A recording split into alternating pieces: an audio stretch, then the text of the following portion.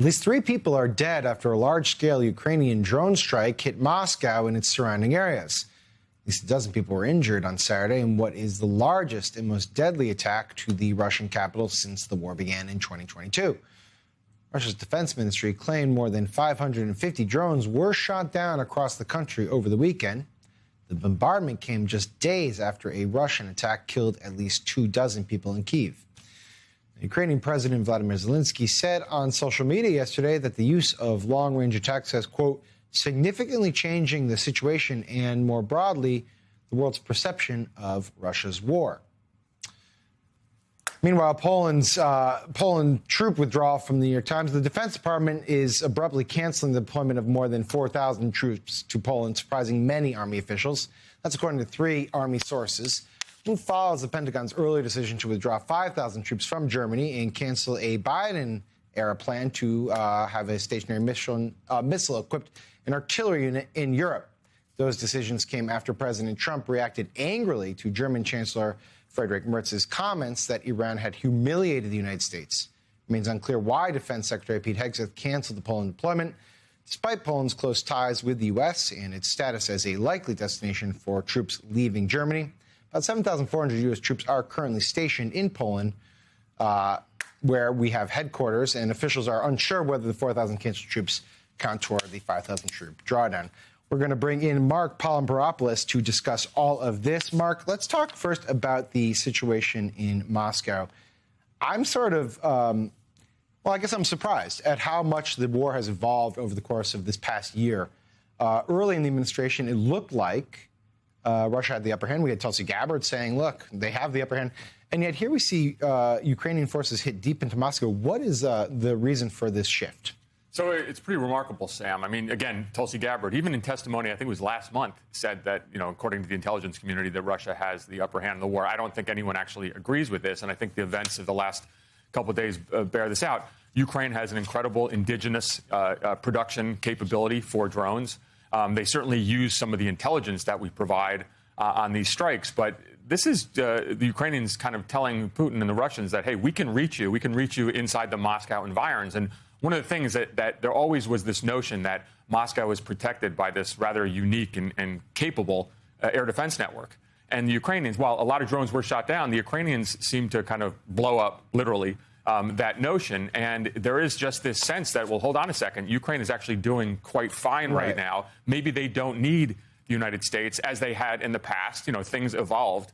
And Europeans are stepping up. So at the end of the day, this is a really remarkable story about resilience, but also about the Ukrainians evolving to a point where they're teaching the Russians a lesson. Well, I have 2 questions on that. One, let's start with the U.S. support element of it, which is, if you're a Ukraine skeptic, and I think the Trump administration qualifies, you say, hey, they don't need any more aid, they don't need any more support, they can do it by themselves, we were right the entire time. Is that right?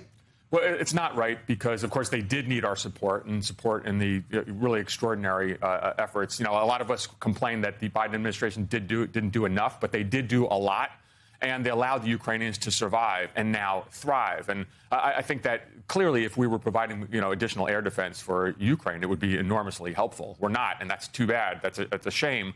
But Europeans are stepping up, as are the Ukrainians. The key piece on this that I'd like to see continue is the intelligence support that the United States gives. So at the end of the day, perhaps Trump gets bored with this issue. Yeah. It's not going to be solved. I think he will. As long as we keep providing that intelligence, I think the Ukrainians will be in good shape. And the second question is, what does this mean for any efforts at kind of producing a diplomatic resolution to this crisis? Obviously, a couple days ago, there was talks of a 3-day ceasefire, for instance. Obviously, that did not happen. But in Vladimir Putin, let's concede, is in a bunker of some sort of variety, maybe not a literal bunker. But do strikes like this deep in Moscow compel the Russians to say, okay, we got to actually resolve this thing finally? So, Sam, that's the really interesting point, is when does the pressure from the Russian people on the Russian economy get enough where Putin actually considers this? I don't know if we're there yet. It's very hard in autocratic regimes to kind of make these types of assessments. Right. But clearly the pressure is not going to come from the U.S. on Ukraine for a settlement. It will come from Ukrainian strikes on, for example, on Moscow. And frankly, that's a good thing. It's hard to see Putin having the self-awareness to say, okay, I give up. Last question. The administration put out its counterterrorism strategy, and it's a doozy. Can you go through some of the big findings that you have?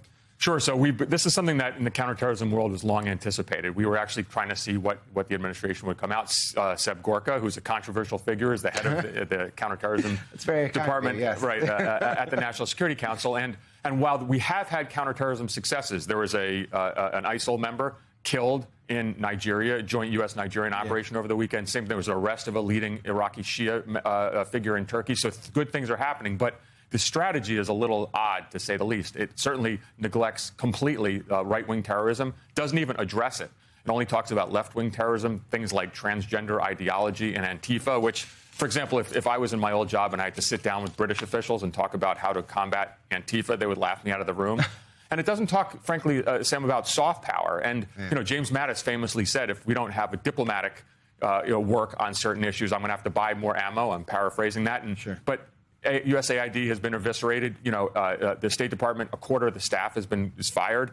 So we can't kill our way out of a problem. Kinetic activity is good. The document talks about that, but we need soft power. We don't have that. So it's a document which I think a lot of us kind of had our heads shaking, and we'll see where this goes. But this is Sebastian Gorka, and perhaps not a surprise.